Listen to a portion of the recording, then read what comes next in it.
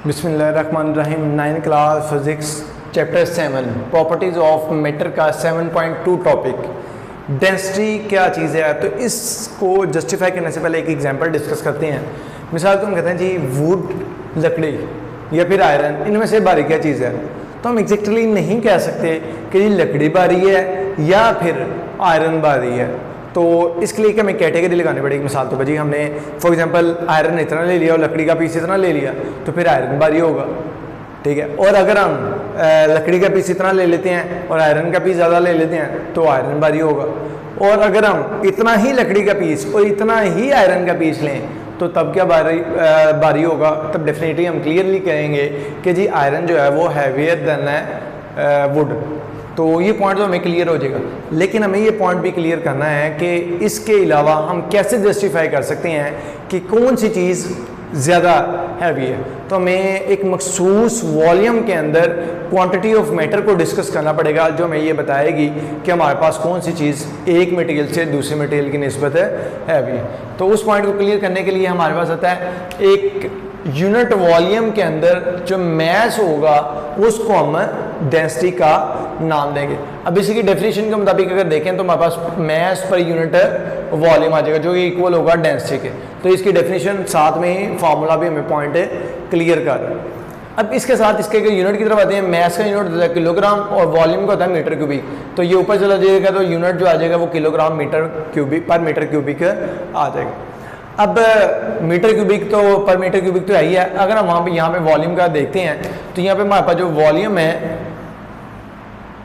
अगर हम उसको लीटर में कन्वर्ट करते हैं तो 10 की पावर -3 मीटर क्यूबिक जो है वो 1 लीटर के बराबर होता है। ये एमसीक्यू की टर्म में क्लियर हो सकता है।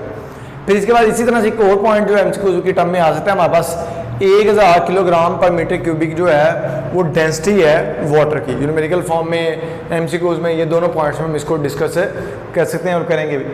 फिर इसी तरह से 7.3 टॉपिक जो हमारे पास प्रेशर है इसको डिस्कस करने के लिए फिर एक पॉइंट डिस्कस करते हैं। मिसाल के तौर पर एक हमने पेन लिया, जिसम इसकी जो पिन है टिप है इसको अगर हम यहाँ पे करें तो हमें अच्छा खासा फील होगा, लेकिन अगर हम इसकी ऑपोजिट साइड करते हैं तो ये हमें फील नहीं होगा। अब इसकी रीज़न क्या है कि जब हम इस चीज़ को मतलब इस तरह से उतार के इसको यहाँ पे प्रेस कर रहे थे तो इसकी जो सारी हमारी फोर्स थी वो इतने से हिस्से पे मरकूज करते, इतने से पे सारे का सारा वो हमारा फोर्स का इफेक्ट नज़र आ रहा था। और जब हमने यहाँ पे किया तो ये जो हमारे पास यहाँ पे फोर्स का इफेक्ट है वो ज़्यादा एरिया पे आ गया, तो जिसकी वजह से हमें जो फोर्स की इफेक्टिवनेस है वो कम फील हुई। तो इस पॉइंट को क्लियर करने के लिए हमारे पास जो टर्म क्लियर होती है वो आती है प्रेशर। तो प्रेशर हमें ये पॉइंट क्लियर करता है कि फोर्स जो यूनिट एरिया पे एक्ट कर रही होगी एक सरफेस एरिया के, तो उसको हम प्रेशर का नाम देंगे।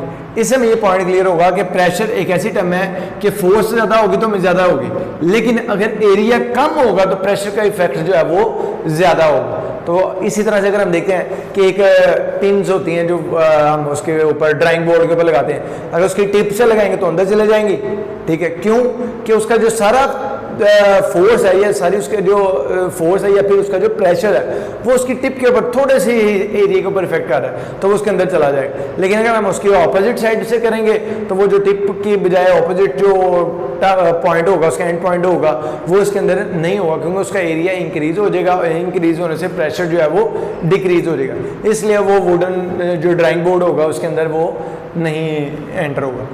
तो इसकी डेफिनेशन के अकॉर्डिंग अगर देखें तो हमारे पास फार्मूला क्लियर है कि प्रेशर जो है force acting on unit area, तो ये हमारे पास फार्मूला आ जाएगा। इसी के मुताबिक जो अब हम देखते हैं तो हमारे पास यूनिट भी इसका जस्टिफाई हो जाएगा। फोर्स का यूनिट होता है न्यूटन, एरिया का मीटर स्क्वायर, तो ये ऊपर चला जाएगा न्यूटन पर मीटर स्क्वायर आ जाएगा। और इसको हम पास्कल भी कहते हैं। ऐसा यूनिट के अंदर पास्कल जो है वो बराबर होगा न्यूटन पर मीटर स्क्वायर के, जो दोनों ही एक दूसरे के इक्वल हैं। बेस यूनिट से ये हमारे पास चीज़ निकलती है। अब यहाँ पे हमारे पास एक स्केलर क्वांटिटी, एक पॉइंट क्लियर करता जाऊँ।